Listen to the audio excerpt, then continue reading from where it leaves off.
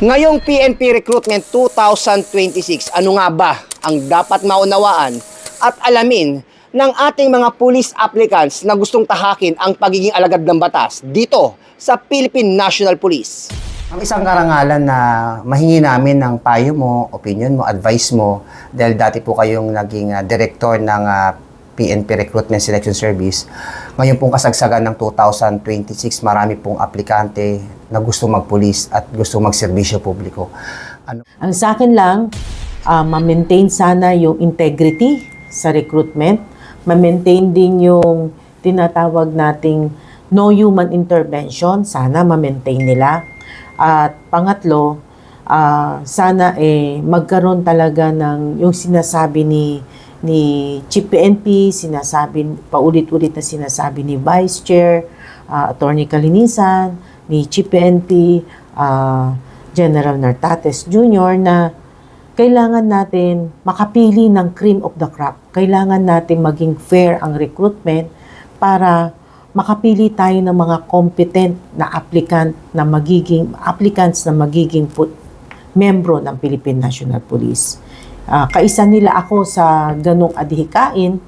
At sa mga aplikante naman, huwag kayong maniniwala na merong mga taong makakapangako sa inyo na kayo ay makakapasok agad-agad. Kasi ngayon, natutuwa ako sa present na mga namumuno sa PNP RSS na pinapatuloy nila yung pagsala, yung proseso ng pagsala. So, natutuwa ako ng ganun pa rin ang proseso at natutuwa ako na they are trying their best to make the recruitment no human intervention. And I'm happy for that. I'm happy for them. I'm proud of them. Kaya sana matuloy nila yan sa mga aplikante. Huwag na kayong maniwala na merong mga bayaran, may mga pwede kayong magbayad, na pwede kayong ilusot kahit kayo bagsak. Ang gawin nyo, ngayon pa lang, nagsasanay na kayo. Dapat i-monitor nyo na ang mga BMI nyo, ang weight nyo.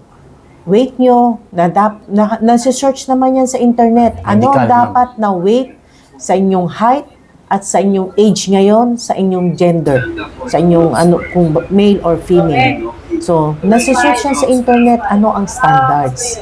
Dapat pumalo kayo sa standards. Pangalawa, magsanay na kayong magpalakas, push up, sit up, takbuhan. At yan, lahat yan ay meron yung standards na numero na dapat nyo matapos. At pangatlo, magsanay na rin kayo na magbasa-basa. Sanayin nyo ang sarili nyong mag-review kasi hindi lang stamina ang pagiging pulis. Hindi lang yung standard na physical fitness ang pagiging pulis. Ang pagiging pulis kailangan meron kayong alam.